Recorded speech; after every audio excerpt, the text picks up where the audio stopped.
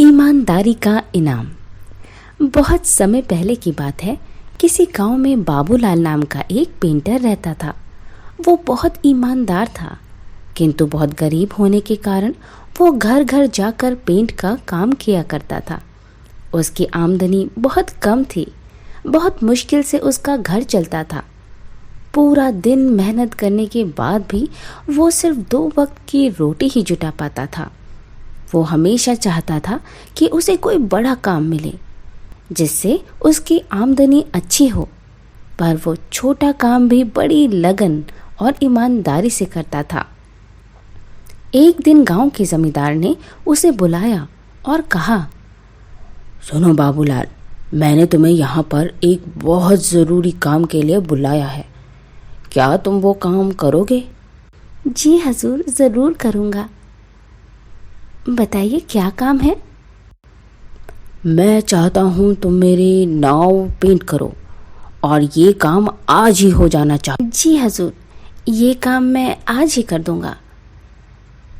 सामान लेकर जैसे बाबूलाल आता है, वो नाव को रंगना शुरू कर देता है।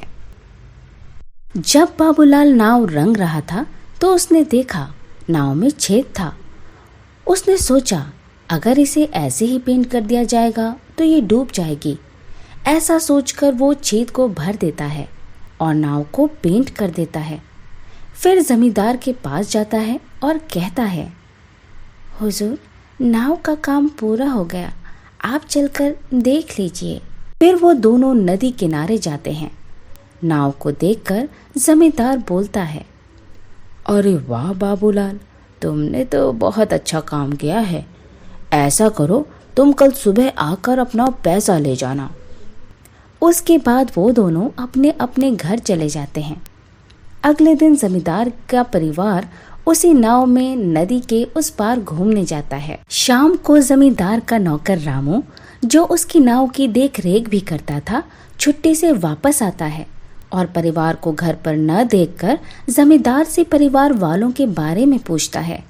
जमींदार उसे सारी बात बताता है। जमींदार की बात सुनकर रामू चिंतन में पड़ जाता है। उसे चिंतित देखकर जमींदार पूछता है, क्या हुआ रामू, ये बात सुनकर तुम चिंतित क्यों हो गए? सरकार, लेकिन उस नाव में तो छेद था। रामू की बात सुनकर जमींदार भी चिंतित हो जाता है।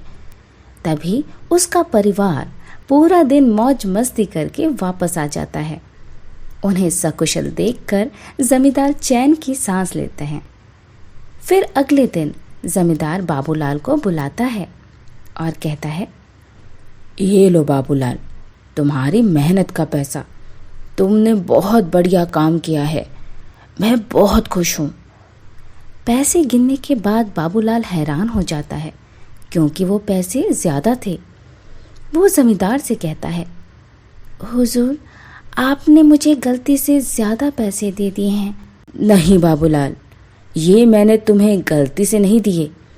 ये तुम्हारी मेहनत का ही पैसा है, क्योंकि तुमने बहुत बड़ा काम किया है। तुमने इस नाव के छेद को भर दिया, जिसके बारे में मुझे पता भी नहीं था। अगर तुम चाहते तो उसे ऐसे भी छोड़ सकते थे, पर तुमने ऐसा बिल्कुल नहीं किया, जिसके लिए मेरा परिवार सुरक्षित घर वापस आ गया।